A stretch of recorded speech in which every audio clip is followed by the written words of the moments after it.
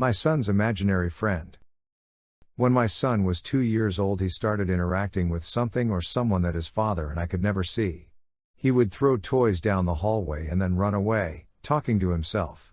When I asked what he was doing, he would always say he was giving toys to the boy for him to play with. There was never anybody there, and it was always icy cold down that hallway. I would ask my son what the boy's name was and he would respond with Todd. I asked what the boy was doing, and he said waiting for his mom to pick him up. We assumed it was just an imaginary friend and nothing more. Harmless, we thought. Until he started waking up in the middle of the night screaming, saying, "Todd won't let me sleep, he keeps tickling my toes." This sent chills down my spine. My son started sleeping in my bed every night after this. It continued for another 6 months until the property manager notified us that the owner of the house had died and his children were selling the property. We would need to move out of the house. After we left, I came across a local news article about the owner of our old rental stating how much he will be missed by the community. He had been raised by his mother in the house we were living since he was a child. Then I noticed his name and everything came flooding back to me. His name was Todd. My son's imaginary friend was our homeowner. He must have been waiting for his mother to come and take him to the other side. I'll never look at imaginary friends the same. The Unknown Man. It was a Saturday night, and I was home alone. I decided to have a cozy night to myself, and lay in bed for what was left of the night. As I'm setting up a movie on my laptop, I start hearing noises coming from downstairs.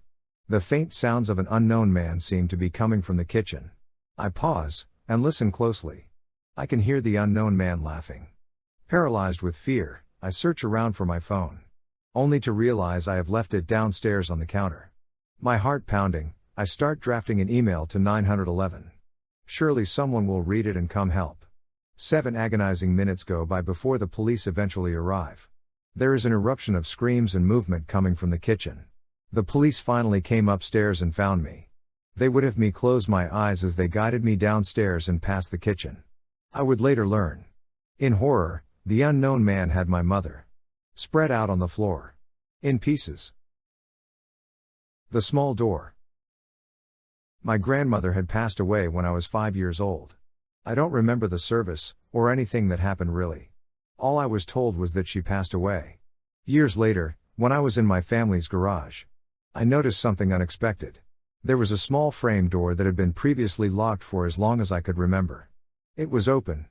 Curious, I slowly start to make my way to the open door to take a look inside. A deep feeling of horror started to set in the closer I got to the door.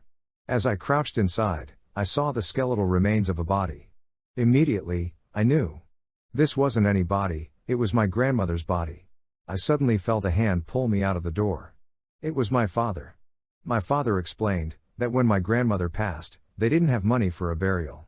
More and more time went by and they started to panic, so they stored her body away, where it remained for all these years.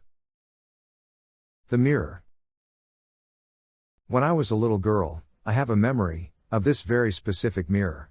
The mirror was down in the basement, hung near a storage closet. I was 8 years old when I had gone down to the basement. I was looking through toys that had been stored away in the closet. As I head out the basement, I decided to stop in front of the mirror to look at myself. My entire body froze as I vividly remember looking into the mirror and seeing my own face smiling back at me. Even though I was not smiling, I ran up the stairs, screaming in disbelief. At the time, my parents reassured me it was my mind playing tricks, and I had probably imagined the entire thing. They said I should just stay away from the basement. Years later, as an adult, I brought the mirror up to my parents. Both my parents froze. It turns out, my mother went down to the basement shortly after to take a look at the mirror I was talking about. As she reached the bottom of the basement, she caught her reflection smiling back at her. They threw the mirror away and never talked about it again. The back road. After leaving a party, I decided I would take a back road back home. I suddenly became very tired and pulled over to the side of the road, near the woods. After falling asleep for less than an hour, I was woken up by the sound of a soft scratching noise coming from outside my car. At first I thought it was probably an animal and kept resting. I started to panic when the scratching wasn't stopping. I quickly sat up and checked my mirrors. That's when I saw it. It was a man, in a checkered shirt, near the wood, staring right at me from behind my car. I turned my keys, and sped off into the dark road. Less than a mile up the road, I see another parked car off to the side. The car had its lights on and the driver door was open. As I pulled up to the car to take a look, there was nobody in the car. I checked my rear view mirror, and the man in the checkered shirt was running towards my car at full speed. I took off and never looked back.